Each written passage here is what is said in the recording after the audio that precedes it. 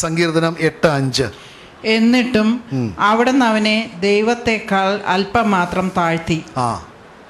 മഹത്വവും ബഹുമാനവും കൊണ്ട് അവനെ മകുടമണിയിച്ചിരുന്നു. എന്തുകൊണ്ടാ? മഹത്വവും ബഹുമാനം കൊണ്ട്. പക്ഷെ പാപം ചെയ്തപ്പോൾ ദൈവം നമുക്കറിയാം, ഉൽപ്പത്തി പുസ്തകം 1-ാമത്തെ അധ്യായത്തിൽ 26-27 വചനങ്ങളൊക്കെ വായിക്കുകയാണെങ്കിൽ അവിടെ കേൾക്കാം, ദൈവം അവന് എല്ലാ സൃഷ്ടിയുടെ മുകളിലും ആധിപത്യം കൊടുത്തിരുന്നു, അധികാരം കൊടുത്തിരുന്നു, ഡൊമീനിയൻ കൊടുത്തിരുന്നു.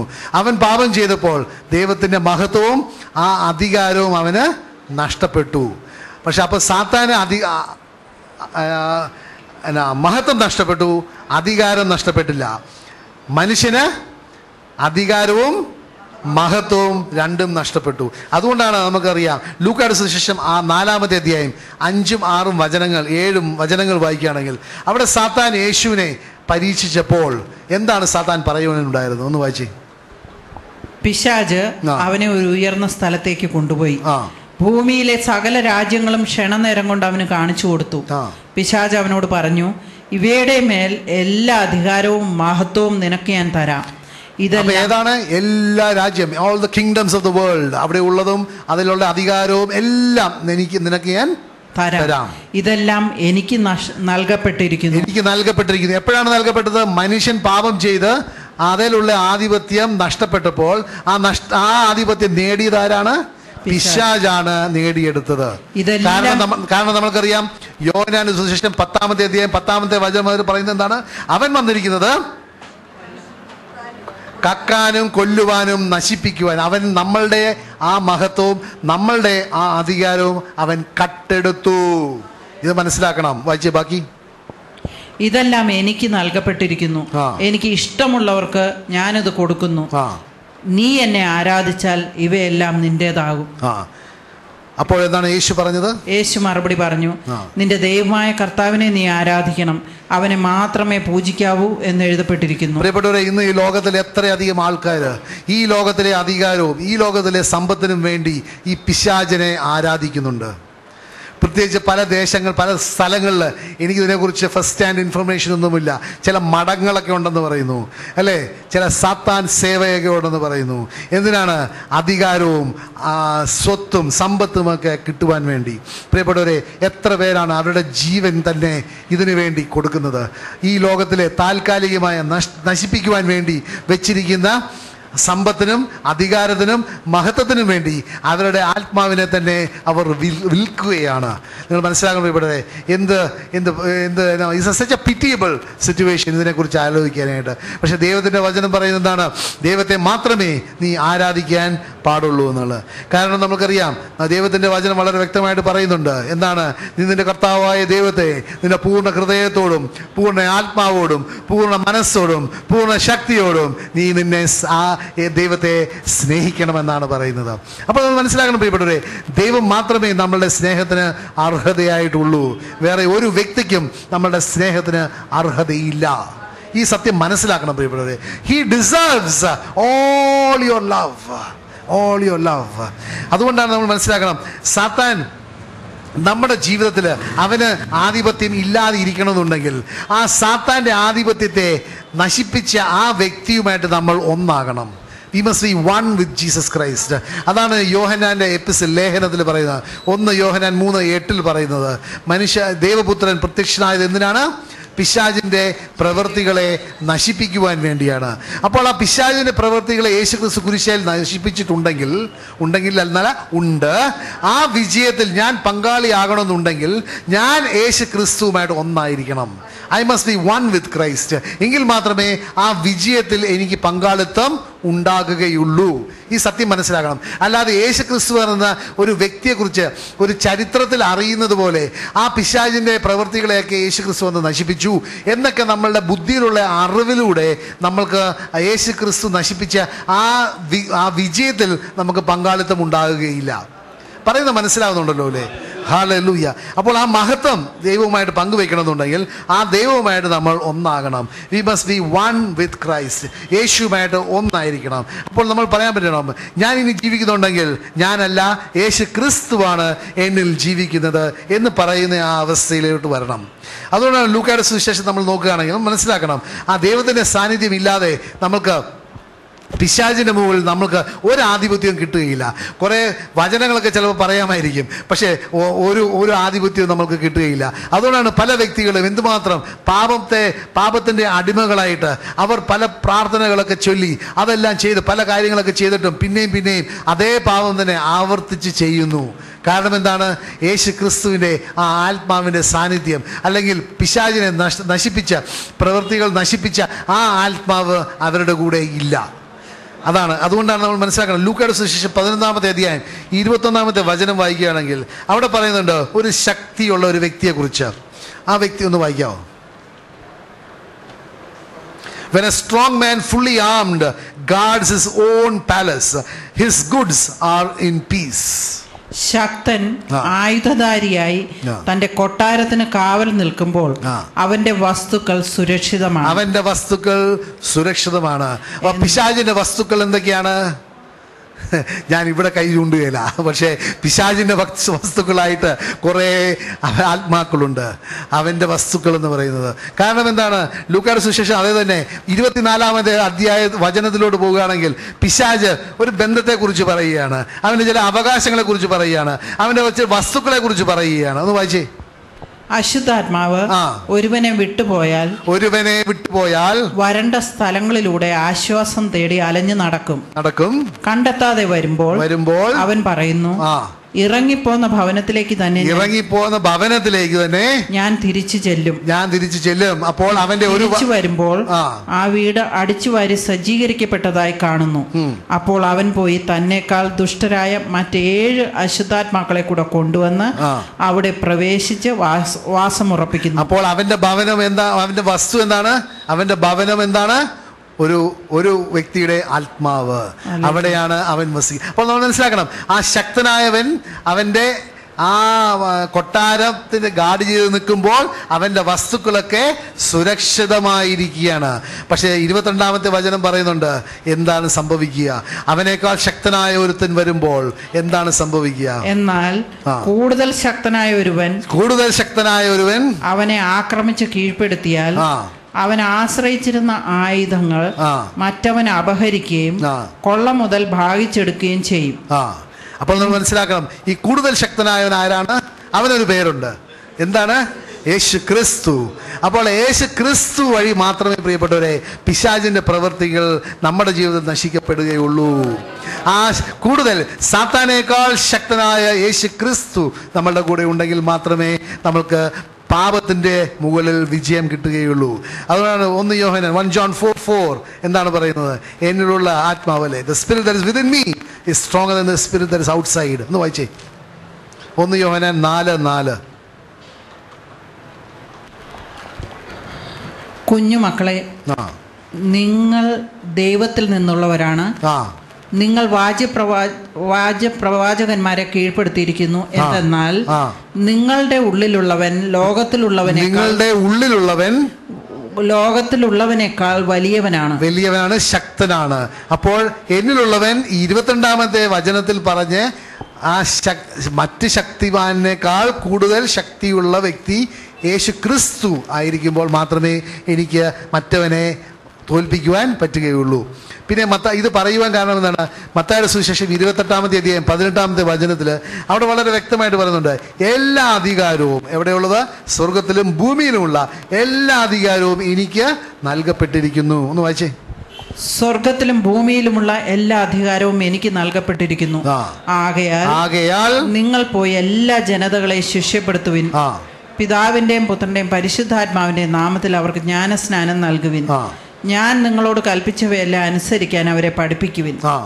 യുഗാന്തം വരെ എന്നും ഞാൻ നിങ്ങളോട് കൂടെ ഉണ്ടായിരിക്കും. അപ്പോൾ നമ്മൾ മനസ്സിലാക്കണം, ദൈവത്തിന് യേശു ക്രിസ്തു ആ കുരിശു മരണം വഴി പിശാച് നമ്മളിൽ നിന്ന് കട്ടെടുത്ത ആ അധികാരം യേശു ക്രിസ്തു വീണ്ടെടുത്ത് നമ്മൾക്ക് ഓരോരുത്തർക്കും ശിഷ്യന്മാർക്ക് തിരികെ നൽകുകയാണ്. ആ തിരികെ നൽകുമ്പോൾ യേശു ക്രിസ്തു വാഗ്ദാനം ചെയ്തതുപോലെ തന്നെ നമുക്കറിയാം ലൂക്കായുടെ സുവിശേഷം 10-ാമത്തെ അധ്യായം 19-ാമത്തെ വചനത്തിൽ അവിടെ ഒരു വാഗ്ദാനം തന്നിട്ടുണ്ട്. അങ്ങനെ നമ്മൾ ആ ദൈവത്തിൻ്റെ യേശുവിൻ്റെ അധികാരത്തിൽ നമ്മൾ ജീവിക്കുമ്പോൾ എന്താണ് സംഭവിക്കുക? ലൂക്ക 10:19. ഇതാ പാമ്പുകളുടെയും തേളുകളുടെയും ശത്രുവിൻ്റെ സകല ശക്തികളുടെയും മീതെ ചവിട്ടി നടക്കാൻ നിങ്ങൾക്ക് ഞാൻ അധികാരം തരികയാണ്. പ്രിയപ്പെട്ടവരെ, ഇന്ന് ഈ തേളെന്ന് പറയുന്നത് നമ്മൾ അവിടെ വഴിയെ പോകുന്ന തേളല്ല കേട്ടോ. പാമ്പെന്ന് പറയുന്ന വഴിയെ പോകുന്ന പാമ്പല്ല.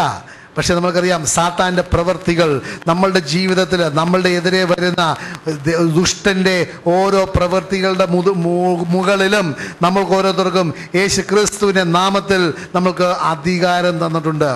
ആ അധികാരം എങ്ങനെയാണ് ഉപയോഗിക്കാൻ പറ്റുക?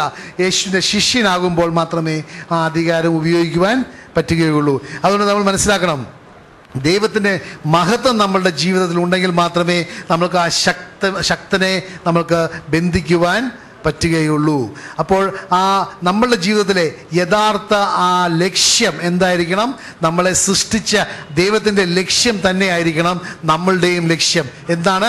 എനിക്ക് മഹത്വം തരുവാൻ സൃഷ്ടിച്ചവർ എന്നാണ് പറയുന്നത്. അപ്പോൾ നമ്മുടെ ജീവിതത്തിൽ നമ്മൾ ദൈവത്തിന് മഹത്വം കൊടുക്കുന്ന വ്യക്തികളായിരിക്കണം. ആ മഹത്വം എല്ലാ മേഖലയിലും, നമ്മുടെ ജീവിതത്തിലും നമ്മുടെ ശുശ്രൂഷയിലും എല്ലായിടത്തും ആ മഹത്വം ആർക്കാണ് കൊടുക്കേണ്ടത്? തീർച്ചയായിട്ടും യേശു ക്രിസ്തുവിന് മാത്രമേ കൊടുക്കുവാൻ പാടുള്ളൂ. അങ്ങനെ പറയുമ്പോൾ, അങ്ങനെ ആ മഹത്വം കൊടുക്കുവാൻ നമ്മൾ ആഗ്രഹിക്കുമ്പോഴാണ് ദൈവത്തിൻ്റെ വചനങ്ങൾ നമുക്ക് വിശ്വസിക്കുവാനും അതനുസരിച്ച് ജീവിക്കുവാനും പറ്റുക. നമുക്കറിയാം മത്തായിയുടെ സുവിശേഷം 6-ാമത്തെ അധ്യായം 33-ാമത്തെ വചനം നമ്മളെ പഠിപ്പിക്കുന്നുണ്ട്. എന്താണ്? നീ എന്താണ് അന്വേഷിക്കേണ്ടത്? നീ സ്വർഗരാജ്യവും അവൻ്റെ നീതിയുമാണ് നിങ്ങൾ ആദ്യം അന്വേഷിക്കേണ്ടത്. അപ്പോൾ നിങ്ങൾക്ക് ആവശ്യമുള്ളതെല്ലാം നിങ്ങളോടുകൂടി ചേർക്കപ്പെടുമെന്നാണ് ദൈവത്തിൻ്റെ വചനം പറയുന്നത്. അപ്പോൾ ദൈവത്തിൻ്റെ വചനത്തിൽ നമുക്ക് വിശ്വസിച്ചാൽ മാത്രം, അങ്ങനെ മാത്രമേ ദൈവത്തിൻ്റെ മഹത്വം നമ്മളുടെ ജീവിതത്തിൽ വെളിപ്പെടുകയുള്ളൂ. പിന്നെ നമുക്കറിയാം ദൈവത്തിൻ്റെ വചനം പിന്നെ വളരെ വ്യക്തമായിട്ട് പറയുന്നൊരു കാര്യമാണ്. എസെക്കിയേൽ പ്രവാചന പുസ്തകം 21-ാമത്തെ അധ്യായം 26-ാമത്തെ വചനം പറയുന്നുണ്ട്. The one who exalts himself will be humbled, and the one who humbles himself will be exalted. എന്ന് വായിച്ചേ. എസെക്കിയേൽ 21:26.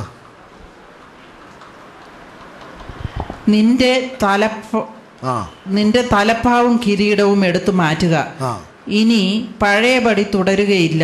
താഴ്ന്നവൻ ഉയർത്തപ്പെടും, ഉയർന്നവൻ താഴ്ത്തപ്പെടും. മതി. അപ്പോൾ നിങ്ങൾ മനസ്സിലാക്കണം, ദൈവത്തിന് വേണ്ടി നമ്മൾ താഴ്ത്തപ്പെടുകയാണെങ്കിൽ തീർച്ചയായിട്ടും ദൈവം നമ്മളെ ഉയർത്തും. ദൈവത്തിൻ്റെ മഹത്വം വെളിപ്പെടുവാൻ വേണ്ടി തീർച്ചയായിട്ടും ഉയർത്തും. പിന്നെ നമ്മൾ മനസ്സിലാക്കേണ്ട വേറെ സത്യം ഇതാണ്, നമ്മളുടെ ജീവിതത്തിൽ പല കാര്യങ്ങളും സംഭവിക്കും.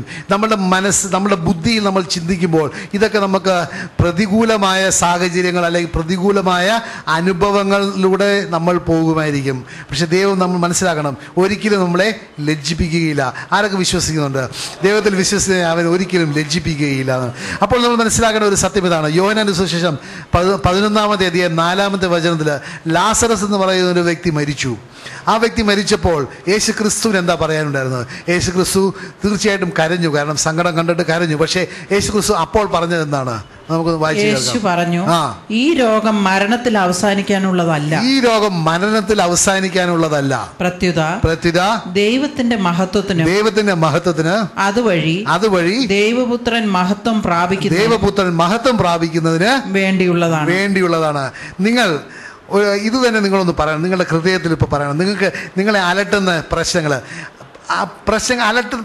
അലട്ടുന്ന പ്രശ്നങ്ങൾ ഉള്ളവരൊന്ന് കൈകൾ പൊക്കാമോ? അലട്ടുന്ന പ്രശ്നങ്ങൾ ഉള്ളവർ ഒന്ന് കൈകൾ പൊക്കാമോ? നിങ്ങളൊന്ന് പറയണം പ്രിയപ്പെട്ടവരെ. ഈ പ്രശ്നം ഒന്ന് വായിച്ചേ. എന്നിട്ട് നിങ്ങൾ ആ മനസ്സിൽ ആ പ്രശ്നം മുന്നിൽ കണ്ടിട്ട് ഒന്ന് പറയണം. പറഞ്ഞേ. ദൈവത്തിന്റെ മഹത്വത്തിനും അതുവഴി ദൈവപുത്രൻ മഹത്വം പ്രാപിക്കുന്നതിന് വേണ്ടിയുള്ളതാണ് ഈ പ്രശ്നം. ഹല്ലേലൂയ. നമ്മൾ മനസ്സിലാക്കണം, ഒരിക്കലും നമ്മളുടെ ദൈവം നമ്മളെ ലജ്ജിപ്പിക്കുകയില്ല പ്രിയപ്പെട്ടവരെ. ലാസറസ് മരിച്ചപ്പോൾ ആ യേശു ക്രിസ്തു പറഞ്ഞിട്ടുണ്ടെങ്കിൽ ഇന്ന് ഞാൻ അനുഭവിക്കുന്ന പ്രശ്നത്തിലും യേശു ക്രിസ്തു വന്ന് പറയുന്നത് അതേ വാക്കുകൾ തന്നെയാണ്. കാരണം ഹെബ്രായക്കാരുടെ ലേഖനത്തിൽ പറയുന്നത് യേശു ക്രിസ്തു അന്നും ഇന്നും എന്നേക്കും ഒരേ ഒരു യേശുവാണ്. Is A same yesterday. അപ്പോൾ നമ്മൾ ഏത് പ്രയാസത്തിലൂടെ പോവുകയാണെങ്കിൽ, പക്ഷെ നിങ്ങൾ വിശ്വസിക്കണം, എൻ്റെ ദൈവത്തിന് അസാധ്യമായി ഒന്നുമില്ല എന്ന് വിശ്വസിക്കണം പ്രിയപ്പെട്ടവരെ. അല്ലാതെ എൻ്റെ എൻ്റെ ദൈവത്തിന് ഇത്രത്തോളം ചെയ്യാൻ പറ്റും, അത്രത്തോളം എല്ലാം ചെയ്യാൻ പറ്റുകയില്ല എന്ന് വിശ്വസിക്കുകയാണെങ്കിൽ തീർച്ചയായിട്ടും നടക്കുകയില്ല.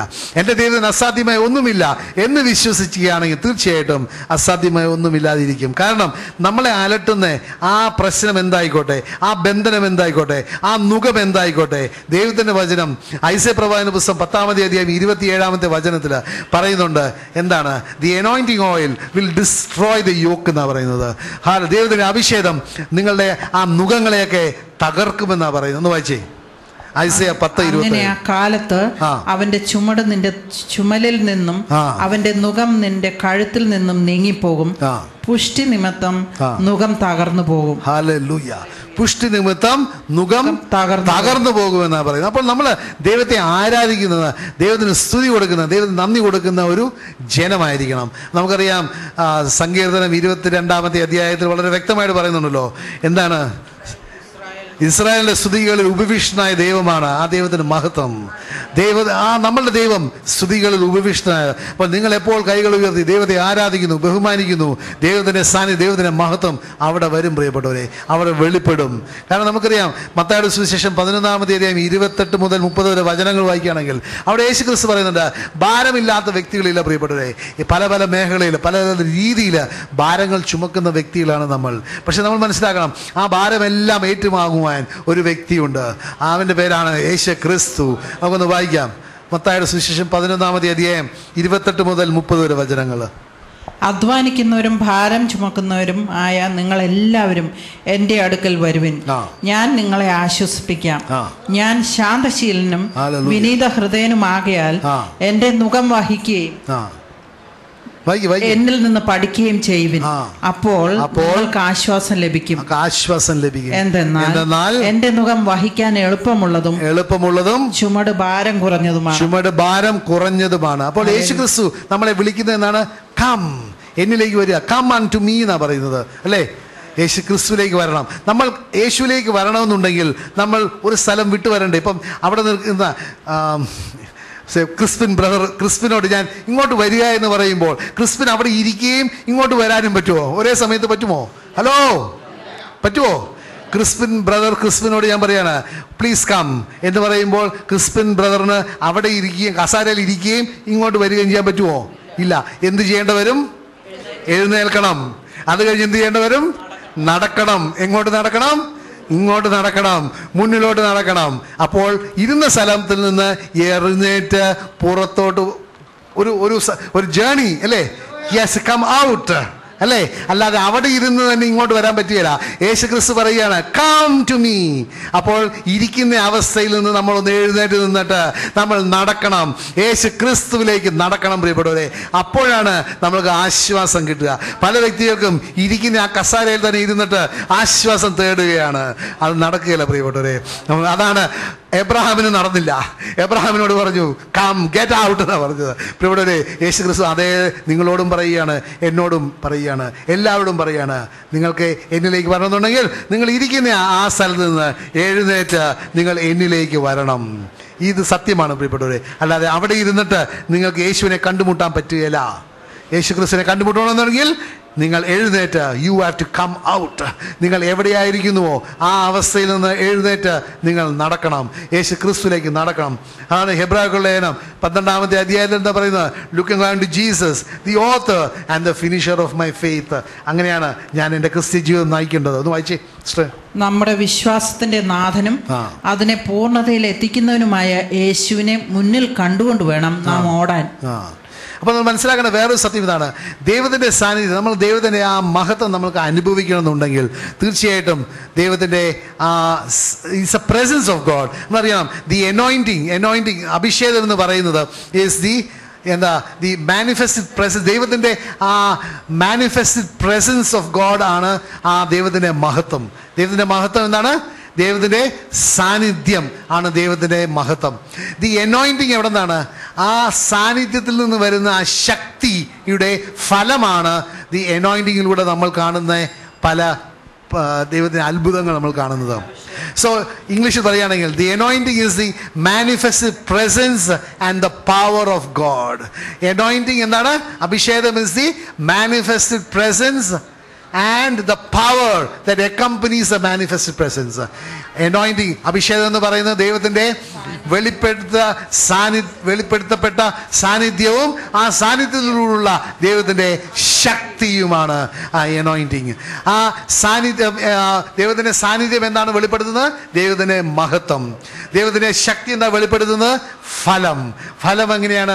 പലതരത്തിലുള്ള അത്ഭുതങ്ങളും അടയാളങ്ങളും ദൈവത്തിനിടെ നടക്കും. ഏറ്റവും വലിയ അത്ഭുതം എന്താണ്?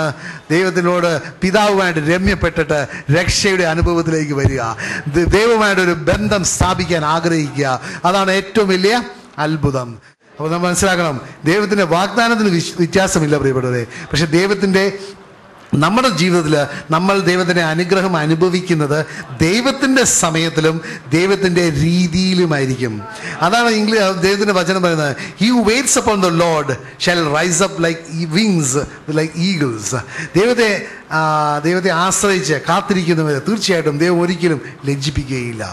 അത് മനസ്സിലാക്കണം. അപ്പോൾ പലപ്പോഴും നമ്മൾ നിരാശയിലേക്ക് പോകുന്നതാണ്, ഞാൻ പറയുന്ന സമയത്ത് ഞാൻ പറയുന്ന രീതിയിൽ ദൈവം ഇടപെട്ടിട്ടില്ല എന്നിലാണ് നിരാശ വരുന്നത്. പക്ഷേ അത് പൂർണ്ണമായിട്ട് ദൈവത്തിന് സമർപ്പിച്ചാൽ ദൈവം ആഗ്രഹിക്കുന്ന സമയത്തും ദൈവം ആഗ്രഹിക്കുന്ന രീതിയിലും അത് സംഭവിക്കും.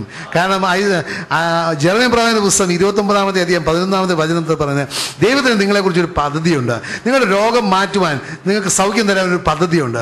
അത് നിങ്ങളുടെ നാശത്തിനല്ല, നിങ്ങൾക്ക് ക്ഷേമത്തിന് വേണ്ടിയാണ്, നിങ്ങൾക്ക് ഒരു ഭാവി തരുവാൻ, ഒരു പ്രത്യാശ തരുവാനുള്ളതാണെന്നുള്ളത്. അപ്പോൾ നമ്മൾ മനസ്സിലാക്കണം, ഇതിൽ നിന്ന് മനസ്സിലാക്കാൻ വലിയ സത്യം ഇതാണ്, ദൈവത്തിന് അസാധ്യമായ ഒന്നുമില്ല എന്ന് മാത്രമല്ല, ദൈവം നമ്മളുടെ ജീവിതത്തിൽ പ്രവർത്തിക്കുന്നത് ദൈവത്തിൻ്റെ സമയത്തിലും ദൈവത്തിൻ്റെ രീതിയിലുമായിരിക്കും. നമ്മൾ ചെയ്യേണ്ടത് എന്താണ്? വിശ്വസിക്കണം. എന്തിൽ വിശ്വസിക്കണം? നമ്മൾ വിശ്വസിക്കുന്നത് സംഭവിക്കുമെന്നുള്ളത് വിശ്വസിക്കണം. ആ യേശു ക്രിസ്തുവിൽ വിശ്വസിക്കണം. അപ്പോൾ അത് മാത്രം നമ്മൾ ചെയ്താൽ മതി. അപ്പോൾ കാരണം നമ്മൾ മനസ്സിലാക്കേണ്ട വലിയ സത്യം, ദൈവം സൗഖ്യം തന്നു പിന്നെ പറയുന്ന പലയിടങ്ങളിലും പറഞ്ഞുകൊണ്ട്, നിന്റെ വിശ്വാസമാണ് നിന്നെ സൗഖ്യപ്പെടുത്തുക. Your faith has healed you എന്നുള്ളത്. അപ്പോൾ ആ വിശ്വാസം നമ്മൾ മനസ്സിലാക്കാം. കാരണം ദൈവത്തിൻ്റെ മഹത്വം. അതുകൊണ്ടാണ് അവസാനം ഒരു വചനം പറയാം, ദൈവത്തിൻ്റെ സാന്നിധ്യം എന്ത് പ്രധാനപ്പെട്ടതാണ്. പുറപ്പാട് പുസ്തകം 33-ാമത്തെ അധ്യായം നോക്കുകയാണെങ്കിൽ 14-15 വചനങ്ങൾ വായിക്കുകയാണെങ്കിൽ അവിടെ അറിയാം, മോശയോട് ദൈവം കൽപ്പിച്ചു ഈജിപ്തിൽ നിന്ന് ഇറങ്ങി വരുവാനായിട്ട്, അല്ലേ? എന്നിട്ട് ആ മരുഭൂമിയിലൂടെ ആ നടക്കുകയാണ്.